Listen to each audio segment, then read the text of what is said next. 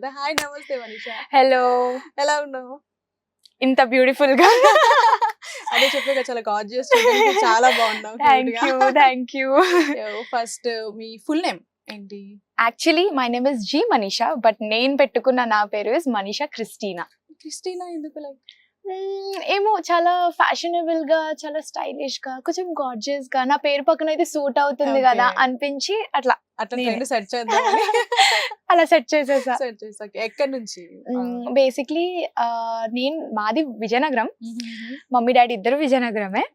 But daddy settled in Odisha అన్నమాట, అక్కడ job వల్ల. సో మా daddy his completely into railways. So తెలుసు కదా, మారుతానే ఉంటది రైల్వేస్ అంటే. సెంట్రల్ గవర్నమెంట్ కొన్ని ఇయర్స్ ఇక్కడ, కొన్ని ఇయర్స్ అక్కడ, అలా అక్కడికి షిఫ్ట్ అయిపోయి మమ్మీ డాడీ అక్కడే ఉంటారు. సో నేను నా స్కూలింగ్ చిన్నప్పుడు అంతా ఒడిస్సాలోనే అయింది. అండ్ దెన్ కొంచెం హై స్కూల్ నుంచి వైజాగ్ షిఫ్ట్ అయిపోయాను, వైజాగ్ లోనే. అండ్ ఎంబీఏ కోసం అని హైదరాబాద్ వచ్చేసాను. ఇట్స్ బీన్ 2.5 years హైదరాబాద్ లోనే ఉంటున్నా. ఓకే, మొత్తానికి మన ఆంధ్ర అమ్మాయి అని చెప్పొచ్చు. అంతే, వైజాగ్ పిల్ల. వైజాగ్ పిల్ల మామూలుగా ఉండదు, తగ్గేదిలే అసలు. సో స్టడీస్ ఏంటి, ఏం చేశారు? సో నేను యాక్చువల్లీ 2 degrees చేశాను. అసలు ఎందుకు చేశానో కూడా తెలీదు. 2 degrees చేశాను. ఒకటేమో హోటల్ మేనేజ్మెంట్, ఇంకొకటి డిస్టెన్స్ లో BA చేశాను. దాని తర్వాత MBA చేశాను. ఇప్పుడు మళ్ళా ఇంకొక పోస్ట్ గ్రాడ్యుయేషన్ డిస్టెన్స్ లో ప్లాన్ చేస్తున్నా, MSc సైకాలజీ. అది కూడా ఆంధ్ర యూనివర్సిటీ, డిస్టెన్స్ యూనివర్సిటీ ఉంటది కదా, అక్కడే మళ్ళీ ఇంకొకటి పోస్ట్ గ్రాడ్యుయేషన్, ఇంకో డిగ్రీ ప్లాన్ చేస్తున్నా. సో అన్నిట్లో కొంచెం నాలెడ్జ్ తెలుసుకుందాము అని అలా అన్ని టచ్ చేస్తూ వస్తుంటాను అనమాట. ఇప్పుడు మీ ప్రొఫైల్ లో ఒక యాక్టర్, మోడల్ ఇట్లా ఇన్ని ఉన్నాయి కదా, సో అసలు ఏమవుదాం అనుకున్నాను? బేసిక్ గా నా లైఫ్ మీద నాకే క్లారిటీ లేదు. చెప్పాలంటే నాకు అన్ని నేర్చుకోవడం చాలా ఇంట్రెస్ట్. అంటే ఒకటి ఏదైనా నేర్చుకోవాలంటే చాలా ఇంట్రెస్ట్ ఉండాలి దానికి. ఇదేంటి అదేంటి అని తెలుసుకోవాలనిపిస్తుంది చూడు, అప్పుడు చాలా క్యూరియాసిటీతోని ఇంకా అది ఏంటి తెలుసుకొని సరే నేర్చుకుందాం అన్నప్పుడు ఇంకా కొంచెం క్విక్ గా నేర్చుకుంటాం ఏదైనా. సో యాక్టింగ్, మోడలింగ్ అనేది అది వచ్చేసింది, ఎలా వచ్చిందో తెలీదు.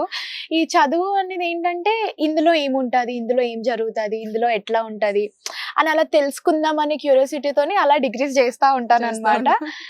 అపార్ట్ ఫ్రమ్ దిస్ నేను డీజేయింగ్ కూడా నేర్చుకుంటున్నాను. అది కూడా ఇట్స్ వెరీ ఫన్ లవింగ్ అనమాట. చాలా అంటే మ్యూజిక్ టేస్ట్ ఉంది కొంచెం.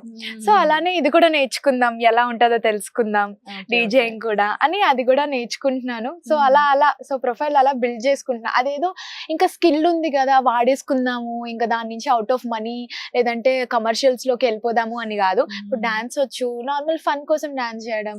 డీజేయింగ్ వస్తే నార్మల్ ఫన్ కోసం ఎప్పుడైనా డీజేయింగ్ ప్లే చేయడం, కానీ అదొక కమర్షియల్ గా కన్వర్ట్ చేయాలని అయితే కాదు.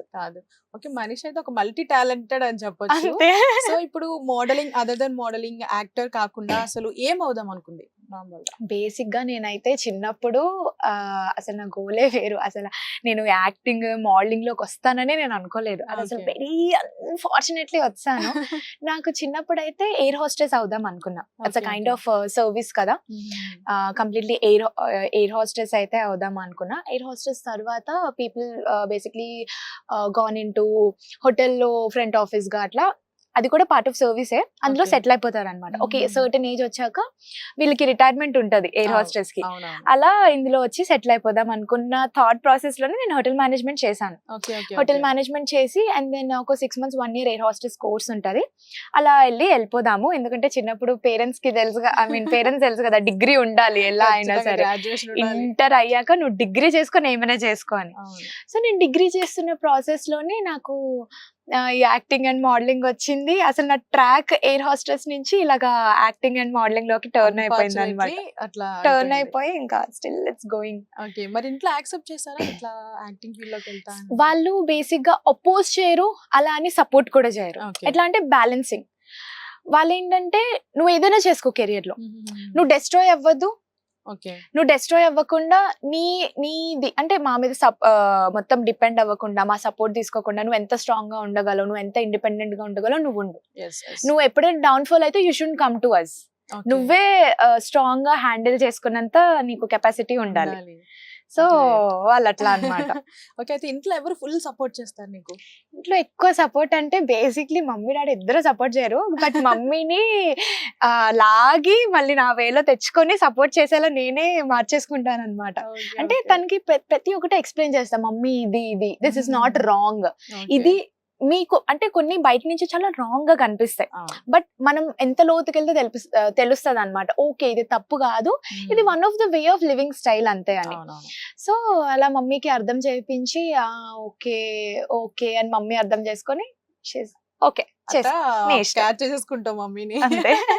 నైస్ అన్నమాట. ఇప్పుడు మన మనీషా ఇంటెలిజెంట్ కూడా అన్నమాట. అయ్యో పెద్ద మోటివేషన్ స్పీకర్ అనుకోండి, కొంచెం మోటివేషన్ ఇస్తూ ఉంటాను అనమాట అందరికి. అంటే నాలెడ్జ్ వాళ్ళకి అది తెలీదు, ఆ ఒక్క పర్టికులర్ వేలోని ఐ మీన్ ఆ పర్టికులర్ టాపిక్ వాళ్ళకి తెలీదు. తెలియనప్పుడు మనం నాలెడ్జ్ ఇవ్వాలి, వాళ్ళు అర్థం చేసుకుంటారా చేసుకోరా అనేది వాళ్ళ మీద డిపెండ్ అయి ఉంటుంది. బట్ ఫస్ట్ అయితే మనం చెప్పడం అయితే చెప్పాలి, అది ఎవరైనా సరే, ఫ్రెండ్స్ అయినా సరే, మా పేరెంట్స్ అయినా సరే, ఎవరైనా సరే. ఇప్పుడు ఓకే, ఈ ఫీల్డ్ లో మన పేరెంట్స్ సపోర్ట్ చేసినా సరే రిలేటివ్స్ ఉంటారు, వాళ్ళు ఎందుకు అవసరమా అలాంటివి ఫేస్ చేసావా? యా, బేసిక్లీ రిలేటివ్స్ ప్రతి ఒక్కరి ఇంట్లో ఉన్నదే ఇది. ఏంటంటే పేరెంట్స్ వాళ్ళు ఒక స్టెప్ ముందు కేసినా సరే రిలేటివ్స్ పట్టుకొని వెనక లాగుతుంటారు అనమాట. ఆమెను లాగడం పక్కన పెట్టేసి ఇంకా పేరెంట్స్ ని కూడా వాళ్ళు సపోర్ట్ చేసింది కూడా వాళ్ళు వచ్చి పోక్ చేస్తుంటారు. అవసరమా ఇదంతా, ఎందుకు పిల్లని అమ్మాయి కదా చదివించి పెళ్లి చేసేయండి, ఇలాంటి మాటలు వస్తుంటాయి. కానీ నా పేరెంట్స్ ఏంటంటే మా మమ్మీ అంటే నా దగ్గర సపోర్ట్ చేయనట్టు ఉంటది, కానీ రిలేటివ్స్ అండ్ ఆల్ విషయంలోని తను ఎంత స్ట్రాంగ్ గా స్టాండ్ అవుతుంది అంటే, నా కూతురు తను నచ్చింది చేసుకుంటది, తన ఇష్టం, మీరెవరు, మీరు పెంచుతున్నారా, మీరు పోషిస్తున్నారా, మీరు చూసుకుంటారా, తను ఎప్పుడైనా డౌన్ఫాల్ అయింది లేదంటే తన హైప్ లోకి వెళ్ళిపోయింది, మీరు రెస్పాన్సిబుల్, మీరు చూసేసుకుంటున్నారా, లేదు కదా, తన ఇష్టం, తను చేసుకుంటాడు. తను చాలా సపోర్టివ్. అంటే నాకు ఇలా తను చెప్పదు ఆబ్వియస్ గా, నేను ఇలా నీకోసం స్టాండ్ అయ్యాను, నేను నీకోసం స్టాండ్ తీసుకున్నాను. రిలేటివ్స్ నుంచి నాకు తెలుస్తుంది అనమాట, మీ మమ్మీ ఇలా అన్నాడు. కజిన్స్ ఉంటారు కదా, కజిన్స్ చెప్తారు కదా, బాబాయ్ మొన్న పిన్ని ఇలా అంటే మమ్మీ సపోర్ట్ చేసింది, అప్పుడు తెలుస్తుంది నాకు అనమాట. ఓకే మమ్మీ ఇలా నాకు సపోర్ట్ చేసింది. తర్వాత నేను మమ్మీకి థ్యాంక్స్ చెప్పిన రీజన్ నేను చెప్పాను మళ్ళీ, ఎందుకు థ్యాంక్స్ చెప్పాను, ఎందుకో అయి ఉంటది, తను కూడా థ్యాంక్స్ చెప్పేస్తున్నాను అనుకుంటాను అట్లా.